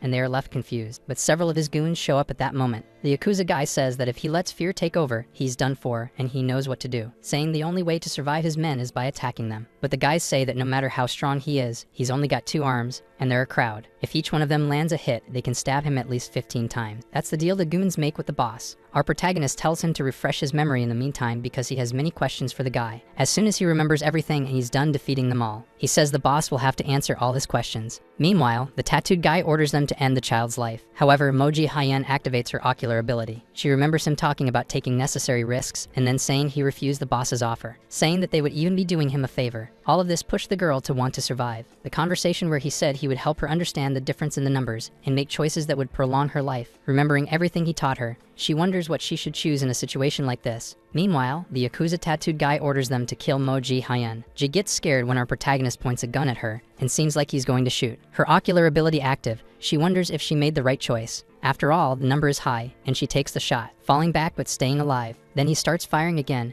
and the Yakuza guy wonders if he was bluffing when he picked up the gun. After that, a henchman strikes his hand, making him drop his firearm. But since Batman is prepared, he grabs a sharp weapon to strike this boss's soldier. Meanwhile, another henchman grabs our protagonist's gun and gets ready to fire, even taking a shot at the number. But nothing seems to happen to him. He only feels the impact. Then he tells him to shoot again. At this moment, the girl is still tied up and starts running away. At the same time, the protagonist attacks non-stop and takes down several henchmen. He notices a girl fleeing, and the boss orders Jin to go after her. When our protagonist scans the henchmen, noticing there are still 15 left, he comments that his Kevlar vest covers from his neck down to his thigh, which protects the main vital points. 2 individuals with 1 or 0 numbers cannot be eliminated by him. But just as he's thinking about all this, the boss comes to attack him. Our anti-hero manages to block and then tries to strike him, failing, and several henchmen show up to help their boss. At that moment, the number increases to 16, and he realizes it's a troublesome gang. They don't back down or fall from just a few cuts. Each of them comes at the number with everything they got, leaving him with no options. While they form a sort of barrier, the boss attacks to catch the man off guard. Again, he starts to feel that pain from overusing his eye. Then he takes a bait and strike to the head from one of the henchmen, making him remember the albino girl telling him to give up because he was too weak. At that moment, he disarms one of the soldiers and ends his life right there. Keeping count, he says that was the 4th and asks the man if he has any last words or wishes. After saying nothing, he ends another man's life while Moji is running away with everything she's got. Seeing that at one of the doors, her lifespan remains the same, she knows she should take the middle one. As soon as she enters it, the girl notices something on the wall, and the man chasing her loses sight of her. Everything inside this room seems to shorten her lifespan a little, making her think she chose a path with no return. But 2 giant metal doors keep her lifespan high. However, no matter what she does, her remaining time doesn't go beyond 3 minutes. Wondering what to do, she ends up cornered. Meanwhile, the girl remembers the man saying her number changed to 1 before she was eliminated. Somehow, she still managed to change that and make the number decrease. And she remembers the moment when he went crazy because her presence meant something very different to him. After recalling all this, the henchman Jin enters the room she's in. The man with glasses expects her to know he can't spare her life after this. After all, this is what happens when a child like her gets involved with a man as bad as him. And besides that, he comments on the fact that she's also the daughter of another serial killer. At that moment, the girl pulls a fire extinguisher hose from the wall, spraying water in this henchman's face to make him stop chasing her. While she says that none of this would have happened in her life if it weren't for people like him. Suddenly, the man notices an open fuse box behind him. Realizing she's trying to get him electrocuted through the fuse box, a huge puddle forms on the ground, and the fuse box short circuits until the lights in the whole place go out because of the short in the electrical system. The man feels relieved to have survived as he came close to being electrocuted. Realizing that for the first time, the girl's decision wasn't based solely on numbers. Every move she made had been calculated carefully. Then the protagonist realizes she can actually do this. Damn rascal. The goons and the boss get startled when the lights suddenly go out. He starts ordering everyone to turn on their phone flashlights, but before they can do anything, the killer takes advantage of being in the shadows. He begins cleaning up the place, taking out the goons. Finally, he even takes the crime boss's life. And this decision allowed the number to move freely, exactly as he pleased, as if there were no solid logic to prove. Yet every time she heard an explanation for one of the questions stuck in her mind. After all, the man had said the numbers never change unless the person is about to be eliminated. So she questions why the numbers keep changing all the time, moment after moment, as if they were alive. How can something that should never change keep changing just because you think about what to do next? She remembers the serial killer talking about her having changed the number before being eliminated, which is a ridiculous question,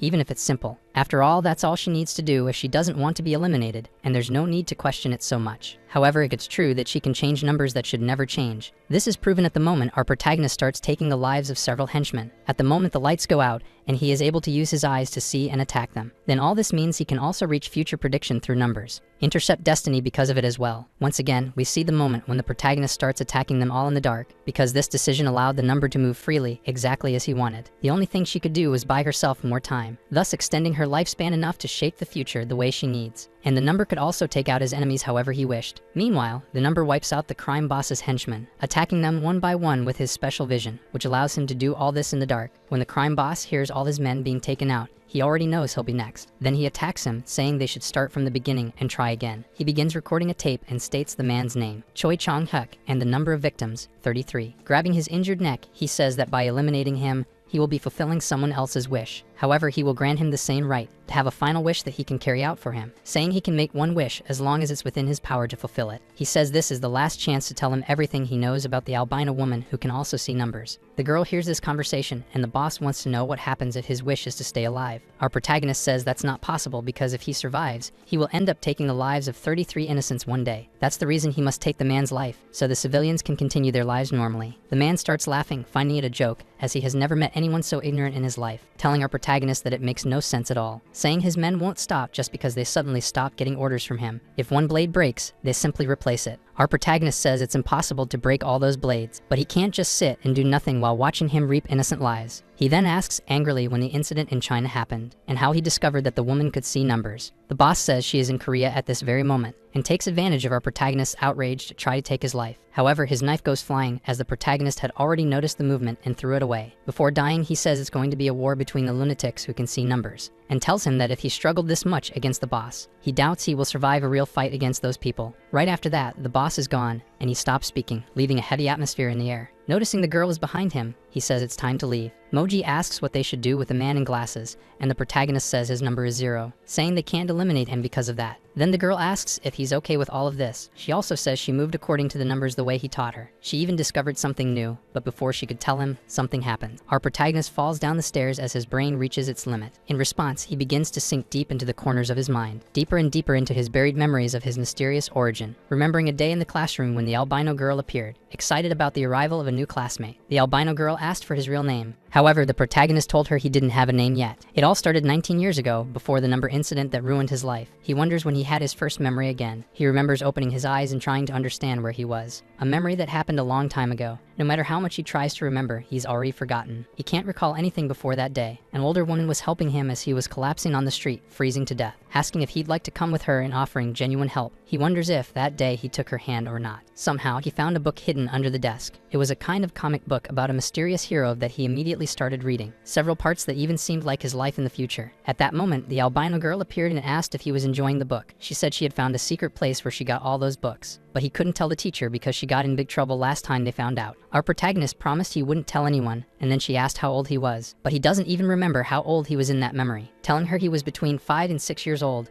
and she also didn't know his name. The woman at the school told him that was normal for boys his age who had gone through trauma. The teachers would eventually give him a name along with the other students. The girl thinks she's been the strange type ever since she started using the name she got at that orphanage. Either way, he would probably be in class 1 on the first floor, and she was on the second floor and said he could call her Nuna. So the boy asked what her name was, and she said it was Soa. He asked if he could meet her again to read her comics. Soa said he could, as long as he stopped treating her so formally. Beneath some low vegetation and thick grass, there was a path through the mountain that led to a very quiet place. There, a small school offered shelter to 27 students and 4 teachers. The children were divided between the first and second floors. That school and dormitory seemed straight out of a fairy tale, completely sealed off from another world. It was there that he spent his childhood. The kids started calling him Da-Um at the time. This friend invited him to have lunch with everyone else while he was buried in his comic book. 16 years before the number incident, showing that some time passed between one memory and the next. Our protagonist was reading an English dictionary he had taken from the library. Saying it had the same letters as a book he wanted to read, he started learning English. The boy said he was smart, that he couldn't read anything when he first arrived at the place. At that moment, a bully bumped into him, knocking his book to the ground. They demanded an apology from him, but the bully said nothing. This friend of the protagonist insisted on an apology since he had bumped into him while cutting in line. The bully didn't apologize, and the protagonist said it was fine. Then he stared at a girl and asked her to serve him soup. The girl said she could only serve food in the order of arrival, saying that since he had cut in line, she couldn't serve him like that. The teacher had said that anyone who tried to cut in line wouldn't get to eat. The protagonist's friend thanked the girl for what she did. After that, he ate a lot, as his friends recommended, since they would have physical education class, also telling him to be careful not to get hurt afterward. The memories get blurry. Sometimes the school looks run down, other times it looks normal. In addition, he trained with weapons alongside his friends to become strong, and they were well indoctrinated by the teachers there. Everyone exercised a lot for a long time. The teacher encouraged them to give their best, and the protagonist began getting stronger at that time, training to become a ninja in the future, obviously. They trained very hard, fought each other, and even used knives. They were also advised not to leave the school. The kids would get into serious fights, choke each other, and more. They were told that the people outside were very immature and foolish, and that those people would never understand the mission of the children there. They said they couldn't be tempted by the outside world and by the ignorant. The teacher of class 1 understood how difficult and painful their lives had been before arriving at the school. The pain each of them had suffered was slightly different, but the suffering they experienced was not the fault of any of them. War, poverty, and survival of the fittest. That's why the world is in ruins, armored by greed, and people don't even realize they are marching toward destruction. That is precisely the reason why Great Mother Charlotte built this orphanage. While they trained in shooting, they also heard the words of this mother goddess. The mother goddess said that even if they abandoned themselves, she would embrace all fools and lead them to the future. All evildoers and heretics who tried to stop this would be dealt with by her apostles and disciples. All the students with bright eyes and strange expressions were those disciples with incredible potential, those who would defeat villains alongside the mother goddess to change the world. Perhaps they could even become children like them, with good hearts. For that to happen, they would have to pay attention to what the teachers said and study hard. After all that strange talk, it was lunchtime, and her expression changed, making it seem almost like a normal school. She asked the class representatives to lead the greetings. One of the protagonist's friends was wrapping his own hand after training because it was so intense, saying it was the kind of injury you inevitably got during the academy. After the afternoon and the end of academy classes, he always had an hour of rest. The lights went out at 10:30, and he remembers that some teachers stayed awake at night watching over them, locking all the windows and doors so they couldn't leave. Considering the security camera system installed all over the place, escaping or sneaking around the orphanage at night was practically impossible. Of course, none of those children even tried to go outside during the night. At night, they would talk among themselves and ask if what the teacher said was really true. He doubted it, but the teacher said that even if they doubted, the more they learned, the more their eyes would open to the truth. And that was strange, because it wasn't how it appeared in the comic books and magazines he read. His friend said he had been acting weird lately because of the girl on the second floor, even though our protagonist denied it, and he kept reading his comic books nonstop. The story of a masked hero who fought against a crime boss pig. This concept of hero and villain always stuck in the boy's head as he read the magazines. He remembered what the teacher had said about those who would defeat villains to help the mother goddess change the world. At that moment, the white-haired girl took the books from his hand. Our protagonist asked what Nuana was doing. Right then, the owner of the school appeared, saying she had left her bag behind. That's when he understood why his friend had hidden the books and pretended they were studying. The woman's only advice was not to skip dinner to study, but she was happy to see them there. The girl got irritated with him because he had almost been caught again for being too immersed in his books. Another year passed at that orphanage, reaching 15 years before the numbers incident. Again, his friend was scolding him because he needed to be more careful and had almost been caught again, and that would make it even harder for them to go outside. After all, it was very difficult for her to steal those things in secret, and not get caught. He asked if the next time she went outside, she could take him with her. Nuna didn't mind him coming along. She just wanted to understand why all of a sudden, our protagonist wanted to see what was in that place with those piles of books beyond the comics. He didn't just want to keep hearing it from the teachers, he wanted to check the outside world for himself. When his friend heard him talking about seeing the world for himself, he even considered going the same day. She did some calculations and said they could go that very night. Seeing his reaction, she asked why he was backing out if he was the one who wanted this. Nuna said the conditions for that day were good, and after that, they would have to wait another 9 days. After she asked if he wanted to go, the boy waited until nightfall. He placed a pile of clothes and a basketball under the blanket to pretend he was sleeping. And he woke up at exactly 2 in the morning to carry out the plan. Then she would go to the first floor, and he should leave the dormitory door open. However, if he did that carelessly, the teacher on night watch could catch him. He always wondered how she managed to come and go without being caught if the doors and windows were locked. That day, he saw her coming down the stairs from the 2nd floor to the 1st, warning the girl that the teacher was very close to them, asking him to wait a little and then slip through. However, the albino girl walked right in front of the teacher with glasses without a care, noticing that the teacher was drugged and that there was something in her tea. So they left together in the middle of the night without any problem. In the memory of the past, the boy was shocked to see his teacher drugged, while Nuna hurried him to get outside quickly. However, all the windows were locked as well as the doors. She said the teachers usually lock the corridor doors and the bathroom windows, but there was one door they locked and then forgot about, the storage room door. She had secretly replaced the lock with one she could open herself. The boy wondered how she managed to change the locks. However, she didn't exactly remember how. She just found it and thought it might be useful later. She would take some things from the teacher's office when they weren't around and find some useful stuff there. There was also a place in the basement that looked like a laboratory. That's where she found the drug she used in the teacher's tea. She tested it by mixing small doses into the teacher's coffee,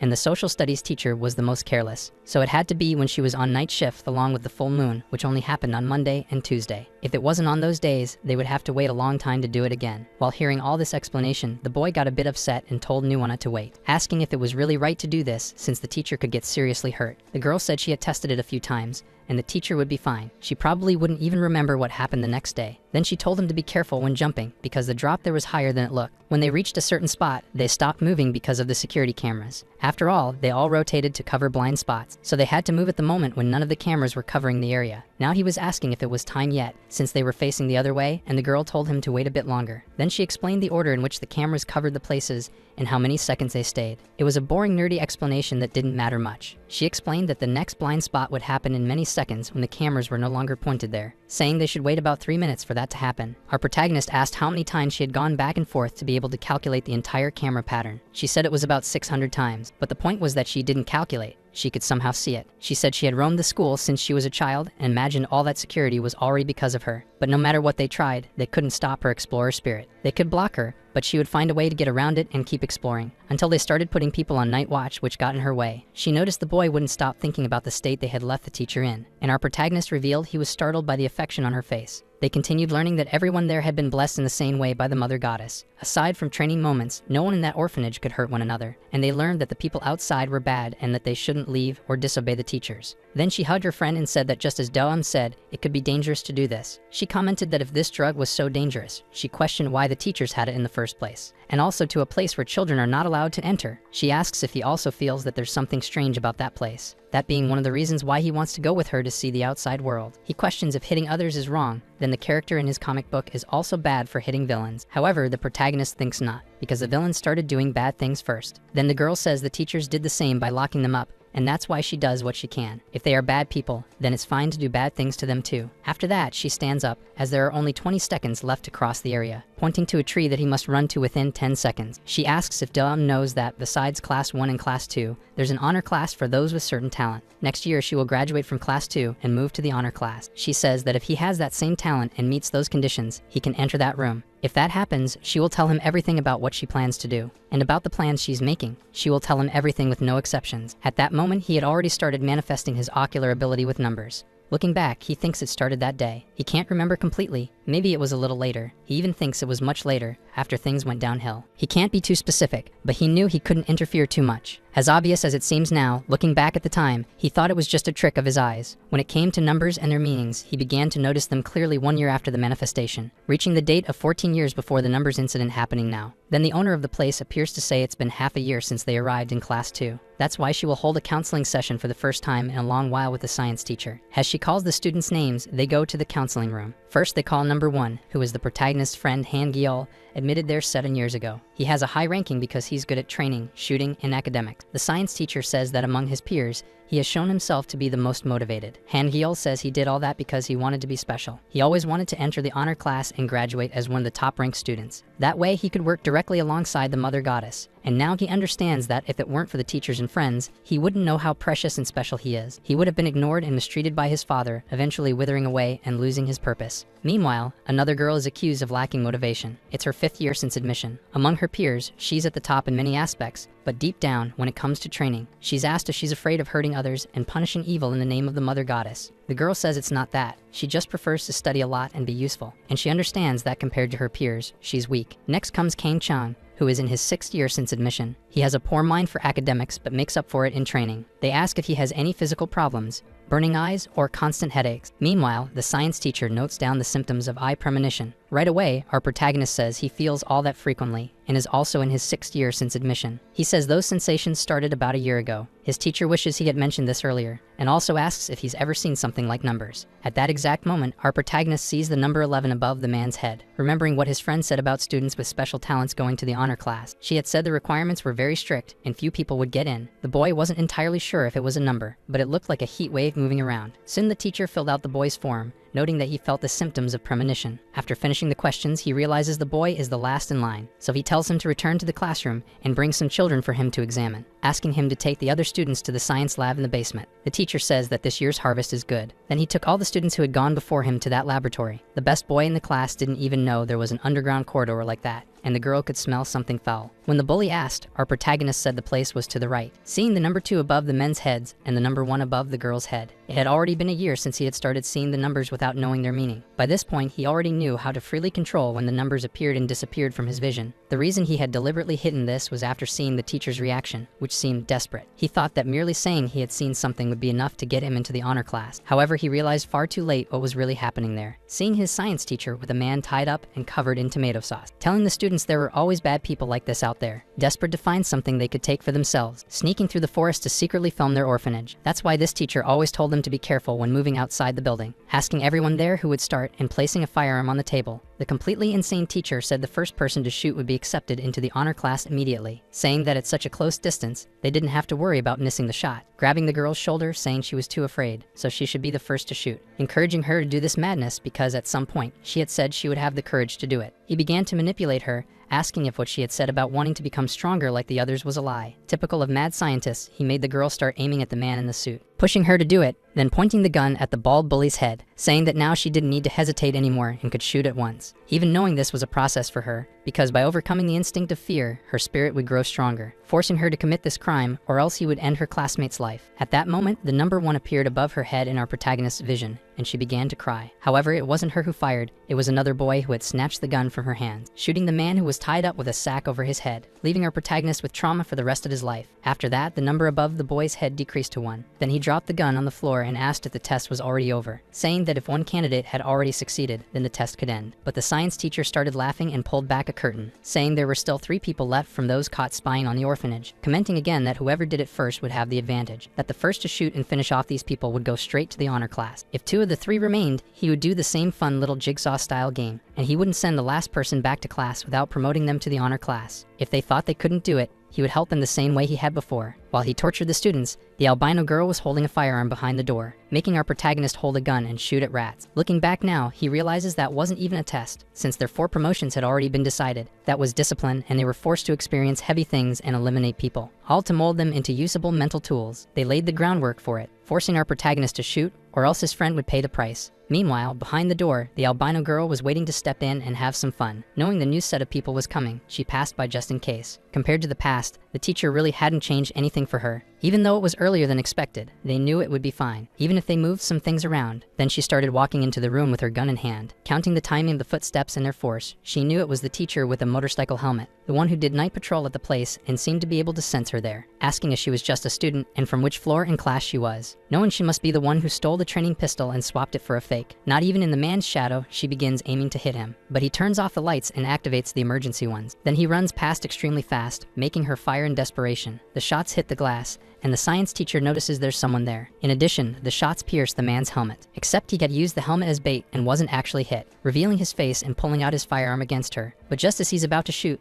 the science teacher opens the door to check the situation. The girl gets cover from the door, and the man accidentally fires. The bullets are darts that almost hit the teacher. He then asks why the teacher is without helmet and doing all this. The man finds a white hair from the albino girl and says nothing important, and asks how the promotion ceremony for the new class is going. In response, the science teacher says everything's great. They just finished the approval process. With all the students exhausted and traumatized for life, our protagonist can't clearly remember how he returned to the dormitory. Something between vision and reason made him feel as if there were a white film over the whole scene. After they returned for about a week, no one said anything, and the numbers he saw above each other's heads began disappearing one by one. After that, the teacher said the 4 new students for the honor class had arrived. They switched classes and were introduced to the new room with 3 others who had already been there. Now all of them would be classmates in honor class, making a total of 7 students, one of them being the albino girl, friend of our future anti-hero. He went up to the rooftop like a zombie and found Nuana there. They meet on the rooftop and she gives him the new volume of the comic he's a fan of, a gift for joining her class, saying it took her a lot of effort to steal another edition of that comic for him, commenting that it's been 6 years since they first met, and now they'll finally be able to see each other every day. But the boy is still traumatized by the visions that led him to the honor class and begins vomiting. The boy even gets a little irritated with her, and the white-haired girl helps him pull himself together, asking him if he can also see the numbers just like she can. After all, she understands he must have a special ability since she also sees the same thing. Our protagonist is impressed that his friend can also see numbers like him. She says she was going to explain everything to him once he entered the honor class. However, in her case, when she looks at someone, she sees the number of people that person will save in the future. People in danger, she can see how many lives they will rescue. After that, she tells they can destroy the orphanage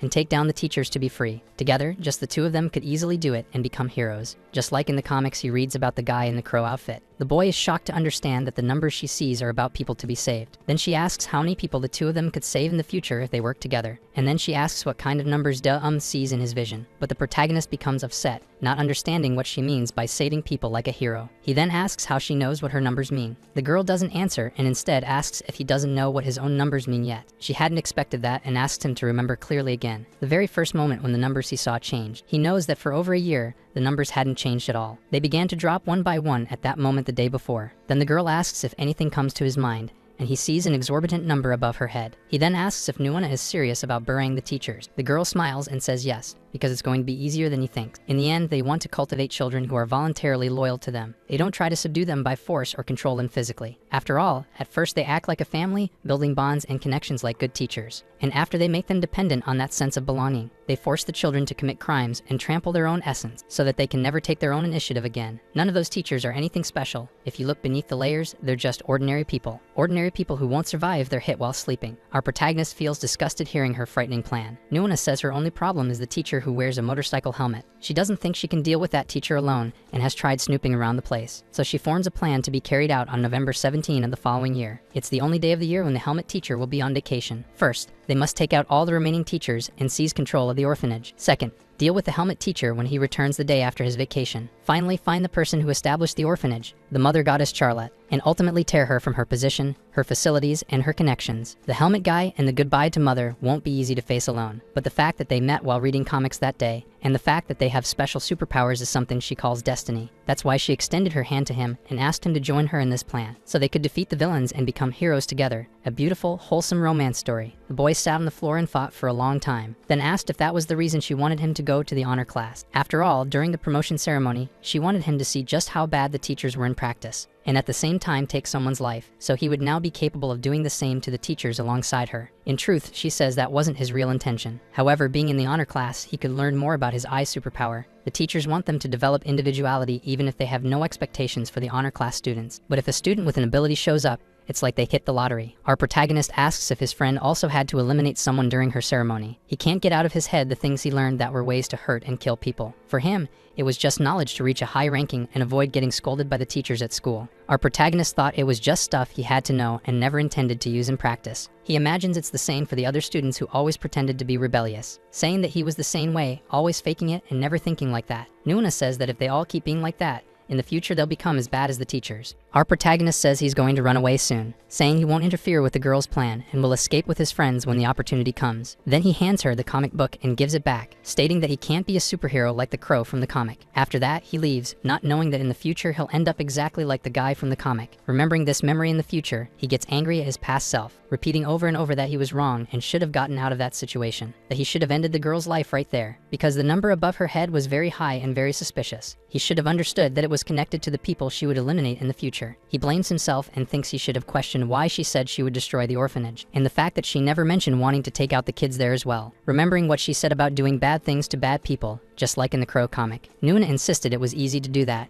and couldn't understand why Do-um didn't think like her. Thinking back to the past, the protagonist believes his younger self should have ended her that day. 1 year after that day, the helmet teacher left on his vacation day. The long-awaited November 17 arrived, and the girl took the gun and prepared to start the plan. All of this was 12 years before the number incident began as we see it now. Then came January 16 in the past. Our protagonist used the tricks he learned from Nuna when he was younger, secretly creating an escape route at the time. Detail by detail, he filled in the blanks on the mountain path map. He and Nuna stopped talking after that difficult conversation. It wasn't even out of anger or because of the fight, but the ambiguity became awkward and he couldn't handle it. Then came March 7 when his friends were dismissed from duty for that month. After that, his two friends had their numbers dropped to 0 with a few more crimes committed. And then he finally became certain of the meaning of the numbers he always saw. Shocked by the enormous number of people the albino girl was going to put an end to, he tried not to think about it because it was the lives of the students, and he tried not to care because it was a matter of survival. As the final deadline got closer, it was already July 28. Convincing his friends wasn't easy, and his friend became even more apathetic than before, and the bald one's violent behavior grew stronger and more noticeable. He couldn't explain it well, but he felt like everyone was broken in some way. In October, with little time left before November, he still didn't know whether Nuna would succeed with her plan or not. As for him, he just wanted to get as many children as possible out of that place during this time. He asked himself if he would be able to convince the other two friends from the honor class. Meanwhile, in the classroom, the teacher was evaluating Soa, the albino, and Da-um,